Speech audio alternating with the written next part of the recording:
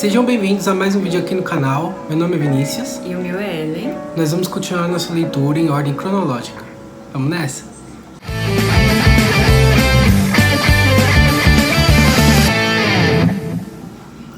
Êxodo 1 diz assim: São estes os nomes dos filhos de Jacó que foram com ele para o Egito, cada um com a sua família: Rubem, Simeão, Levi, Judá, Isacar, Zebulon, Benjamim, Dan, Naftali, Gad e Asser. Os descendentes diretos de Jacó eram 70 pessoas ao todo. José, o outro filho, já estava no Egito. Mais tarde, José e todos os seus irmãos morreram, e também todos os outros daquela geração. Mas os descendentes de Jacó, os israelitas, tiveram muitos filhos e aumentaram tanto que se tornaram poderosos, e eles se espalharam por todo o Egito. Depois, o Egito teve um novo rei que não sabia nada a respeito de José. Ele disse ao seu povo: Vejam, o povo de Israel é forte e está aumentando mais depressa do que nós. Em caso de guerra, eles poderiam se unir com os nossos inimigos e lutariam contra nós para saírem do país. Precisamos achar um jeito de não deixar que eles se tornem ainda mais numerosos.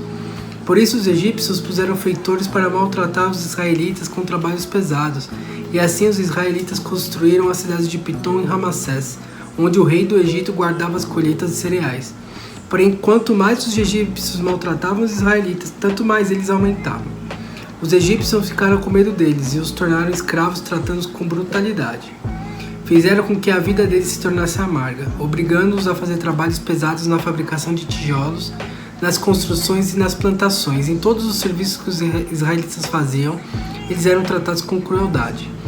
O rei do Egito deu a Sifrá e a Puá, que eram parteiras das mulheres israelitas, a seguir de ordem: Quando vocês forem ajudar as mulheres israelitas nos seus partos, façam o seguinte: se nascer um menino, matem, mas se nascer uma menina, deixe que viva. Porém, as parteiras temiam a Deus e não fizeram o que o rei do Egito havia mandado. Pelo contrário, deixaram que os meninos vivessem. Então o rei mandou chamar as parteiras e perguntou: Por que vocês estão fazendo isso? Por que estão deixando que os meninos vivam? Elas responderam: É que as mulheres israelitas não são como as egípcias. Elas dão à luz com facilidade e as crianças nascem antes que a parteira chegue. As parteiras temiam a Deus e por isso ele foi bom para elas e fez com que tivessem as suas próprias famílias. E o povo de Israel aumentou e se tornou muito forte. Então o rei deu a seguinte ordem a todo o povo: Joguem no rio Nilo todos os meninos israelitas que nascerem, mas deixem que todas as meninas vivam. Então tá aí. É uma história que o novo faraó do Egito, ele não quis saber, não quis conhecer. Foi se perdendo e passou. E aí agora ele só se deparou com um povo grande na terra dele. Ele ficou com receio daquele povo ser mais forte do que eles e tomar o poder deles. E ele começa a escravizar. Aqui em Êxodo 1 narra como que o povo foi escravizado e o sofrimento que aquele povo começou a passar dentro do Egito, né? Sim. E aí no Êxodo 2, ele fala assim, versículo 1: Um homem e uma mulher da tribo de Levi casaram. A mulher ficou grávida e deu à luz um filho. Ela viu que o menino era muito bonito e então escondeu-o durante 3 meses. Como não podia escondê-lo por mais tempo, ela pegou uma cesta de junco, tapou os buracos com betume e piche, pôs nela um menino e deixou a cesta entre os juncos, na beira do rio. A irmã do menino ficou de longe para ver o que ia acontecer. A filha do rei do Egito foi até o rio e estava tomando banho, enquanto as suas empregadas passeava ali pelos juncos, e mandou que uma de suas escravas fosse buscá-la. A princesa abriu a cesta e viu um bebê chorando. Ela ficou com muita pena dele e disse: Esse é um menino israelita. Então a irmã da criança perguntou à princesa: Quer que eu vá buscar uma mulher israelita para amamentar e criar essa criança para a senhora? Vá, respondeu a princesa. Então a moça foi e trouxe a própria mãe do menino. Aí a princesa lhe disse: Leve este menino e o crie para mim, que eu pagarei pelo seu trabalho. A mulher levou o menino e o criou. Quando ele já estava grande, ela o levou à filha do rei, que o adotou como filho. Ela pôs nele o nome de Moisés e disse: Eu o tirei da água. Moisés foge do Egito. Moisés já era um homem feito. Um dia ele saiu para visitar o seu povo e viu como os israelitas eram obrigados a fazer trabalhos pesados. Viu também um egípcio batendo num israelita, um patrício seu. Moisés olhou para os lados e, vendo que não havia ninguém ali, matou o egípcio e escondeu o corpo na areia. No dia seguinte voltou e viu 2 israelitas brigando.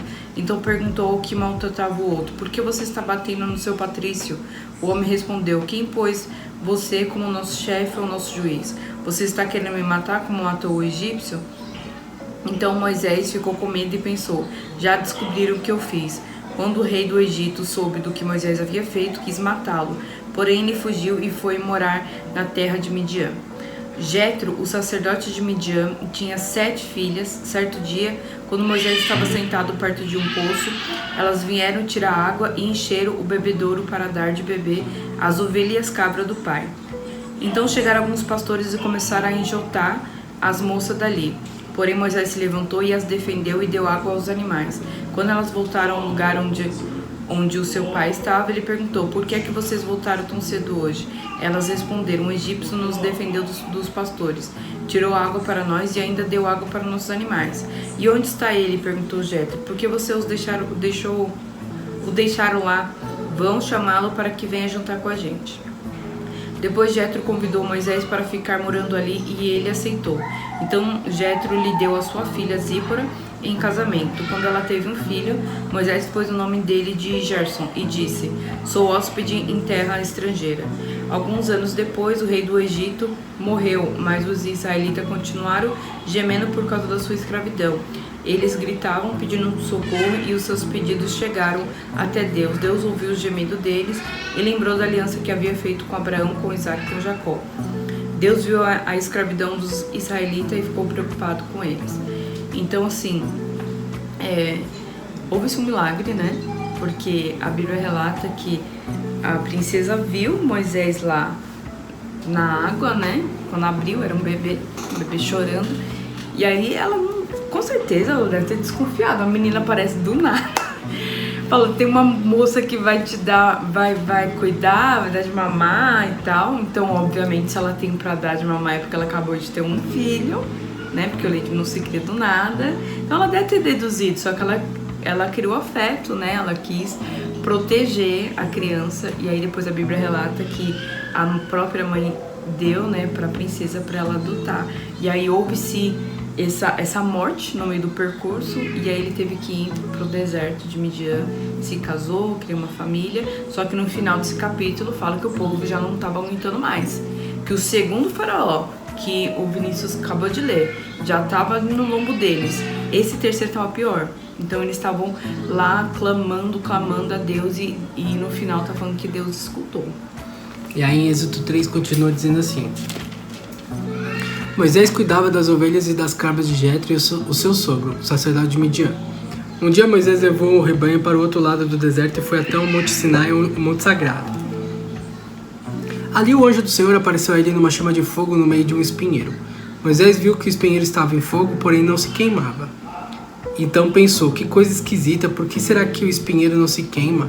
Vou chegar mais perto para ver. Quando o Senhor Deus viu que Moisés estava chegando mais perto para ver melhor, ele o chamou no meio do espinheiro e disse: Moisés, Moisés. Estou aqui, respondeu Moisés. Deus disse: pare aí, tire as sandálias, pois o lugar onde você está é lugar santo. E Deus continuou: eu sou o Deus dos seus antepassados, o Deus de Abraão, de Isaac e o Deus de Jacó. Aí Moisés cobriu o rosto porque ficou com medo de olhar para Deus. Então o Senhor disse: eu tenho visto como o meu povo está sendo maltratado no Egito. Tenho ouvido o seu pedido de socorro por causa dos seus feitores. Sei que estão sofrendo, por isso desci para libertá-los do poder dos egípcios e para levá-los do Egito para uma terra grande e boa. É uma terra boa e rica onde moram os cananeus, heteus, amorreus e perizeus, aveus e jebuseus. De fato, tenho ouvido o pedido de socorro do meu povo e tenho visto como os egípcios os maltratam. Agora venha, eu os enviarei ao rei do Egito para que você tire de lá o meu povo, os israelitas. Moisés perguntou a Deus: quem sou eu para ir falar com o rei do Egito e tirar daquela terra o povo de Israel? Deus respondeu: estarei com você quando você tirar do Egito o meu povo. Vocês vão me adorar nesse monte, e isso será uma prova de que eu os enviei. Porém Moisés disse: quando eu for falar com os israelitas e disser: o Deus dos seus antepassados me enviou a vocês, eles vão me perguntar qual é o nome dele. Aí o que eu digo? Deus disse: eu sou quem sou. E disse ainda: você dirá o seguinte: eu sou, me enviou a vocês, o Senhor, o Deus dos seus antepassados. Deus de Abraão, Deus de Isaac, o Deus de Jacó me enviou a vocês. Este é o meu nome para sempre, assim ele será lembrado por vocês em todos os tempos. Depois Deus disse: vá, reúna os líderes do povo de Israel e diga que eu, o Senhor, o Deus dos seus antepassados, o Deus de Abraão, o Deus de Isaac, o Deus de Jacó, apareci a você e ordenei que eles dissessem: tenho visto a situação e sei que os egípcios estão fazendo com vocês. Eu resolvi tirá-los do Egito, onde estão sendo maltratados.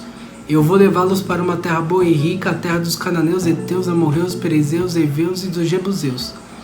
O meu povo virá o que você vai dizer. Depois você e os líderes do povo de Israel irão falar com o rei do Egito. Digam a ele: o Senhor, o Deus dos Hebreus, apareceu a nós. Agora deixe-nos ir para o deserto, a uma distância de 3 dias de viagem, para oferecer sacrifícios ao Senhor nosso Deus. Eu sei que se o rei do Egito não for obrigado, ele não deixará vocês irem embora. Por isso eu vou usar o meu poder a fazer coisas terríveis e castigar os egípcios. Depois disso, o rei deixará que vocês saiam do Egito. Eu farei com que os egípcios respeitem vocês e quando vocês saírem não irão de mãos vazias. Cada mulher israelita deverá pedir às mulheres egípcias que estiverem morando na casa dela ou que sejam suas vizinhas que lhe dê objetos de prata e de ouro e roupas com que vocês vestirão os seus filhos e suas filhas. E assim vocês tomarão a riqueza dos egípcios. Então uma coisa assim que é muito legal nessa passagem, que eu queria deixar enfatizada, é que Deus ele fala o nome, né? Eu sou quem sou. Eu sou aquilo que você precisa, aquilo que é necessário, aquilo que mais você precisa. Eu sou a sua resposta. Isso é muito forte, é muito lindo. Então o que fica de tudo isso, dessa história que a gente leu, grava isso. Deus é aquilo que a gente necessita. Então se você gostou desse vídeo, deixe seu like, compartilhe com mais pessoas e a gente se vê no próximo. Tchau, tchau.